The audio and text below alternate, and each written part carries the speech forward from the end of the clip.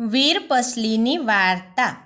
પવિત્ર શ્રાવણ માસના પહેલા રવિવારથી વ્રત શરૂ કરાય છે અને એ પછીના રવિવારે વ્રત પૂર્ણ થાય છે। બહેન પોતાના ભાઈના દીર્ઘાયુ માટે, સુખ સમૃદ્ધિ માટે આ વ્રત કરે છે। બહેન ભાઈના ઘેર જાય છે, ભાઈના જમણા હાથે વીરપસલીનો દોરો બાંધે છે અને ભાઈના ઘેર જમે છે। બદલામાં ભાઈ બહેનને યથાશક્તિ ભેટ આપી આશીર્વાદ મેળવે છે।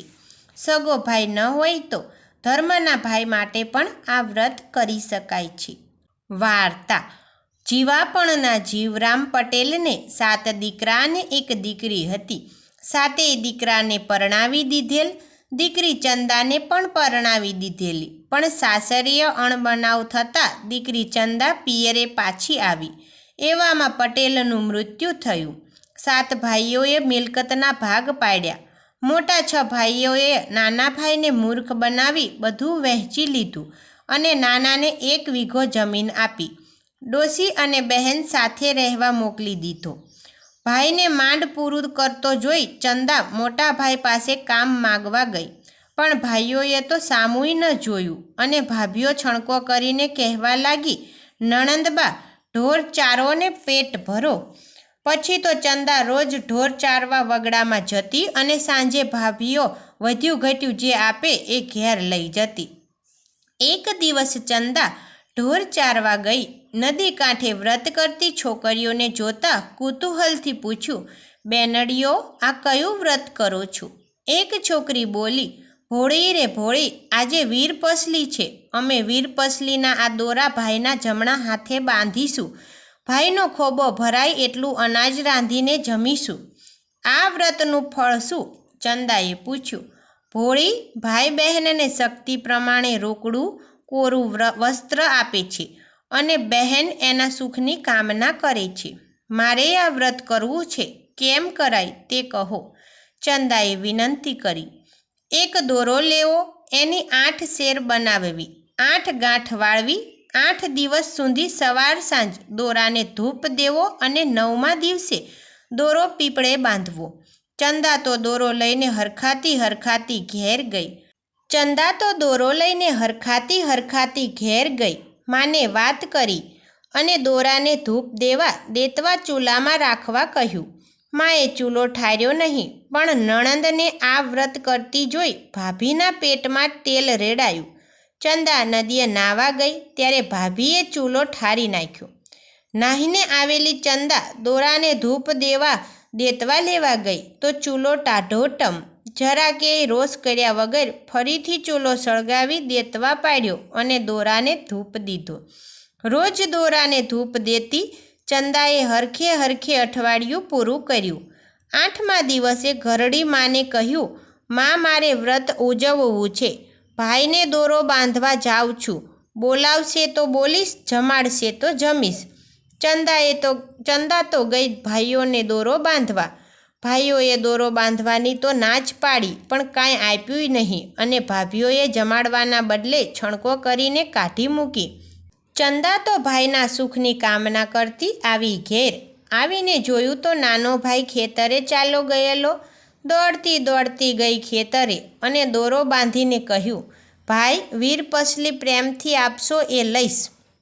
ભાઈએ 1.25 શેર દીધા કોદરા, માટીનું ઢેફું દીધું અને ત્રાંબાનો પૈસો દીધો। ચંદાએ ભાઈએ હેતથી આપેલું હરખથી લઈ લીધું। ઘેર આવી તો ઓસરીમાં પતિને બેઠેલો જોયો। એ તો રાજી થઈ ગઈ, માથે ઓઢીને ઘરમાં ગઈ તો માં બોલી, દીકરી, તારા વ્રતના પ્રતાપે જમાઈ તેડવા આવ્યા છે। જમાઈ તેડી જવાની ઉતાવળ કરતા હતા, તેથી માં મૂંઝાતી હતી કે સાસરે જતી દીકરીને ખાલી હાથે ન જવા દેવાય, પણ થાય શું, હૈયામાં હેત સિવાય બીજું કાંઈ ન હતું। 6 ભાભીઓએ નણંદને તેડવા આવેલા જોઈ સાસરામાં નણંદની મસ્કરી થાય એ હેતુથી સુડલામાં સાવરણી, ફાટેલી ઈંઢોળી અને ચીથરા લઈ બાંધ્યું પોટલું અને નણંદના હાથમાં મૂકતા કહ્યું, લો નણંદબા, આમાં અમારી શક્તિ પ્રમાણે આપ્યું છે। ચંદાએ હર્ષથી પોટલું લઈ લીધું। એવામાં નાનો ભાઈ આવ્યો। સાસરે જતી બહેનને આપવા રાતો કાવડિયો ન હતો, તેથી એ નિરાશ થઈ ગયો. ત્યારે ચંદા બોલી, ભાઈલા, ત્યાં આપેલો ત્રાંબાનો પૈસો મારે મન સોના મહોર જેવો છે અને માટીનું ઢેફું ગોળ જેવું છે. દીકરી સાસરે જતી જોઈ માં આંસુ સારવા લાગી. પછી યાદ આવ્યું કે દીકરી દોરાને ધૂપ દેવા વગડામાં દેતવા ક્યાંથી લાવશે? આથી દેતવા આપ્યો. ત્યારે જમાઈને હસવું આવી ગયું. તેથી ચંદા બોલી, નાથ, આ વ્રતના પ્રતાપે જ તમારા હૈયામાં હેત જાગ્યું છે, માટે વ્રતની ઠેકડી ન કરશો. નાનો ભાઈ ચંદાને વળાવવા છેક પાદર સુધી ગયો. ત્યાંથી ચંદા અને એનો ધણી એકલા આગળ વધ્યા. વગડામાં વાવ આવી, ત્યાં વિસામો કર્યો. ચંદા સ્નાન કરવા જવા લાગી. એને પતિ પાસે સાડલો માગ્યો. વરે પોટલું ખોલ્યું તો એમાં નવરંગી હીરના ચીર જોયા. એ બોલ્યો, કયું ચીર આપું? ચંદા બોલી, ગરીબને વળી ચીર શું ને હીર શું? વરે નવરંગી ચીર દેખાડ્યા તો ચંદા સમજી ગઈ કે આ બધું વ્રતનો પ્રતાપ છે. એણે એક ચીર પહેરીને પોટલામાં જોયું તો એમાં ગોળ, ચોખા ને સોના મહોર દેખ્યા. જે ભાવનાથી ચંદાએ ભેટ સ્વીકારી હતી એવું જ બન્યું. ચંદાએ તો વરને સોના મહોર વટાવીને સીધું સામાન લાવવા ગામમાં મોકલ્યા. વર ગામમાં જઈને પાછો આવ્યો ત્યાં તો વાવના ઠેકાણે 7 માળનો મહેલ દેખાણો. 16 શણગાર સજીને ચંદા 7મા માળે ઝરૂખામાં ઊભી છે. વર હેપતાઈને પાછો વળવા જતો હતો ત્યાં જ ચંદાએ સાથ દઈને પતિને રોક્યો. સીધા સામાનની પોટલી લેતા કહ્યું, આ બધો વ્રતનો પ્રતાપ છે. હું તમારા માટે રસોઈ બનાવું છું. ચંદા તો મહેલમાં ચૂલો ખોદવા લાગી, પણ જ્યાં ખોદે ત્યાં સોનું. તેથી મૂંઝાઈ કે રાંધવું ક્યાં? આખરે ધરતીમાને વિનંતી કરી પછી ખોદ્યું ત્યારે માટી નીકળી. રસોઈ બનાવી પ્રેમથી પતિને જમાડ્યો. બંને વૈભવથી મહેલમાં રહેવા લાગ્યા. થોડાક દિવસ વીત્યા ત્યાં તો 7 ભાઈઓના માથે દશા પડી. ઊભો પાક બળી ગયો, ઘર પડી ગયા. બધા અન્નના દાણા માટે તરફડવા લાગ્યા. એટલે 7 ભાઈઓ વહુઓને સાથે લઈને મજૂરી ગોતવા નીકળ્યા. ચાલતા ચાલતા બહેનના મહેલે આવ્યા. અહીં મજૂરી મળશે એમ વિચારી પડાવ નાખ્યો. ચંદાએ 7 ભાઈઓને જોયા પણ પોતાની ઓળખાણ ન આપી.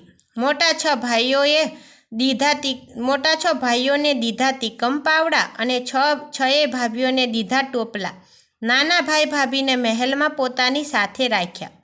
6 ભાભીઓ અને ભાઈઓ કાળી મજૂરી કરવા લાગ્યા. પેટ ભરવા કાંઈક તો કરવું પડે ને. એક દિવસ ચંદાએ 6 ભાઈ ભાભીઓને જમવા બોલાવ્યા. ચંદાએ એ 6 ભાઈ ભાભીની થાળામાં સોનાના લાડવા પીરસ્યા, સાથે ખારી રાબ પીરસી. જ્યારે નાના ભાઈ ભાભીને 32 પકવાન પીરસ્યા. 6 મોટા ભાઈ ભાભી વિચારમાં પડ્યા કે ખાવું શું. 6 લમણે હાથ દઈને બેઠા ત્યારે ચંદા બોલી, તમારી પાસે ધન હતું ત્યારે બહેન ખારી ઝેર લાગતી હતી. બહેન સાથે લક્ષ્મીના મદમાં છણકાથી વાત કરતા હતા. આ વેણ સાંભળી 6 ભાઈ ચોંક્યા. ભાઈઓના મોઢા કાળા ધપ થઈ ગયા. ચંદા હેતથી નાના ભાઈ ભાભીને નિહાળતી બોલી, ખાવા ધાન ન હતું તોય નાના ભાઈ ભાભીએ હેતથી ભેટ આપી. એના પ્રતાપે જ મને આ સમૃદ્ધિ મળી. 6 ભાઈ ભાભીએ કરગરીને ક્ષમા માગી. ચંદાએ વિશાળ હૃદય રાખી બધા ભાઈ ભાભીને આશરો આપ્યો. સૌ સુખે રહેવા લાગ્યા. વીર પસલીનું શ્રદ્ધાથી કરેલું વ્રત જેમ ચંદાને ફળ્યું તેમ સૌને ફળજો. જય જય શ્રી કૃષ્ણ.